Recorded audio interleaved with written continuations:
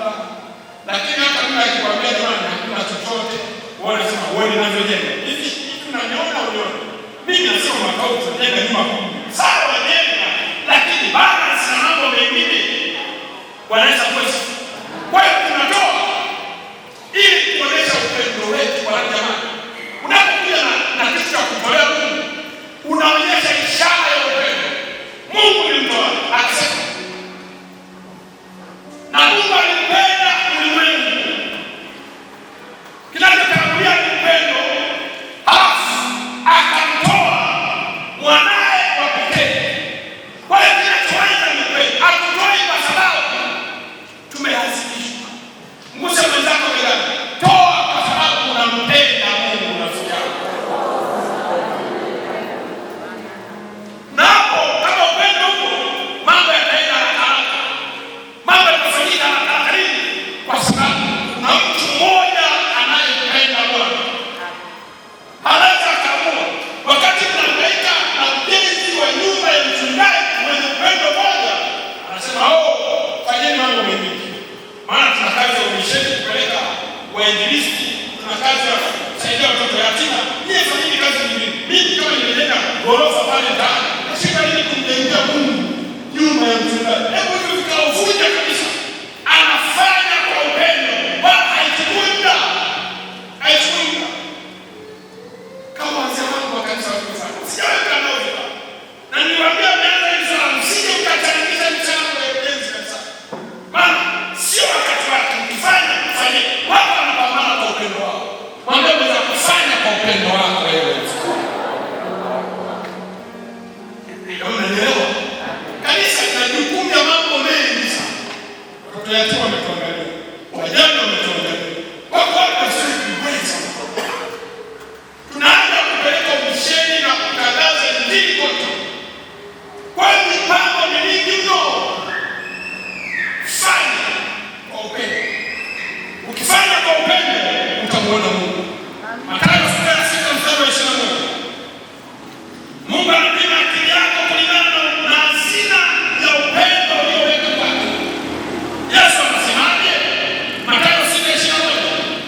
Anasema kwa kuwa hazina yako ilipo ndipo utakapokuwa na moyo wako. Mali hazina yako ilipo ndipo na moyo wako utakapokuwa. 6:21 Mathayo. Hazina yako iko wapi? Mwisho hazina yako iko wapi?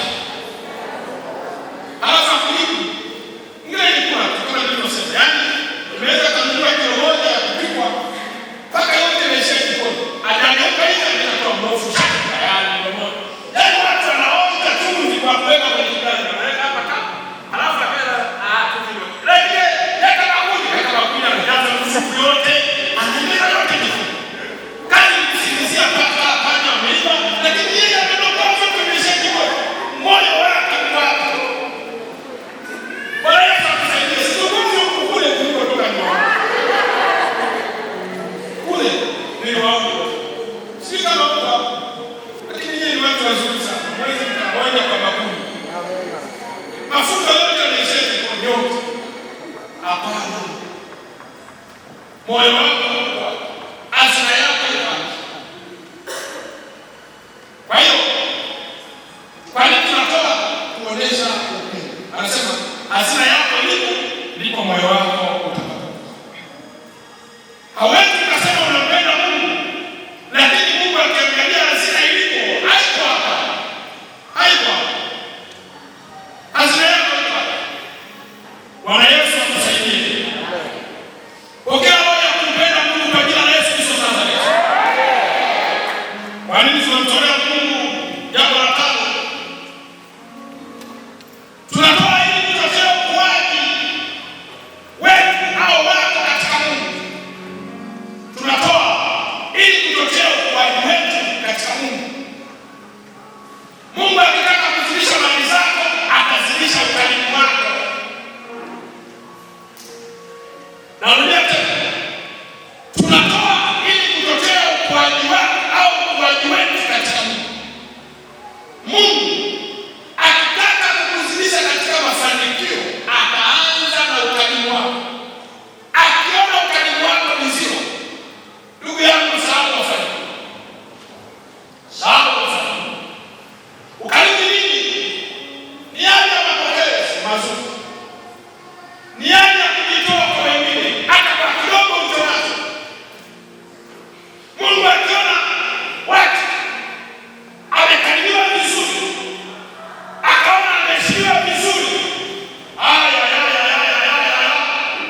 utafanikiwa au utakosa sehemu pa kuweka.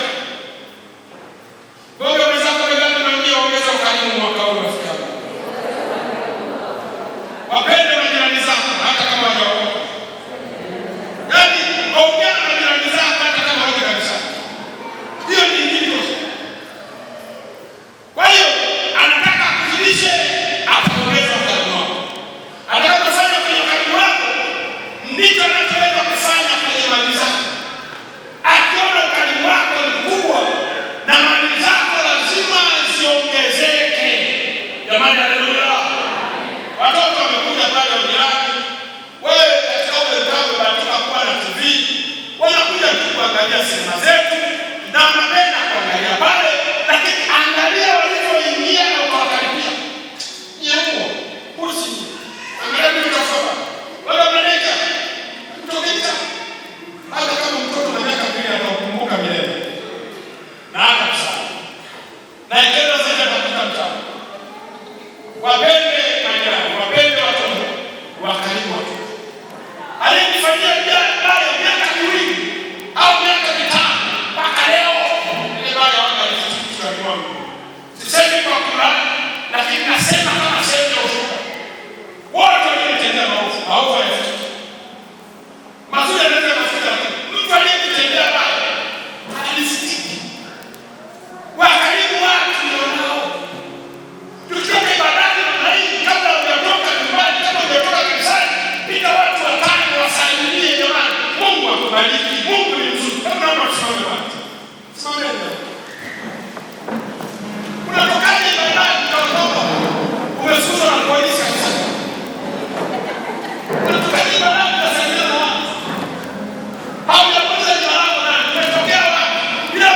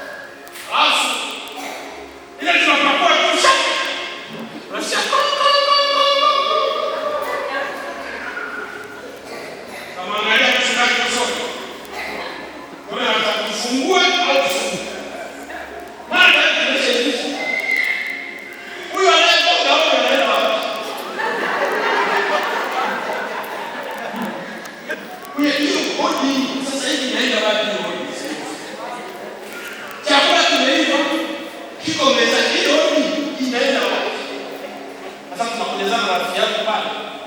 Alafu tunaangalia mchungaji anatembea. Tunasikilizia. Tunasikia mchungaji. Wewe Jose.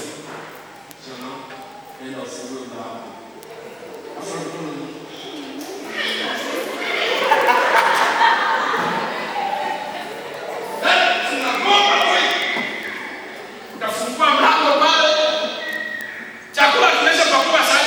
kamilika tatu na kimeisha kwenye sufuria. Tunajeshi hapo kasikia. Wewe ndio nini?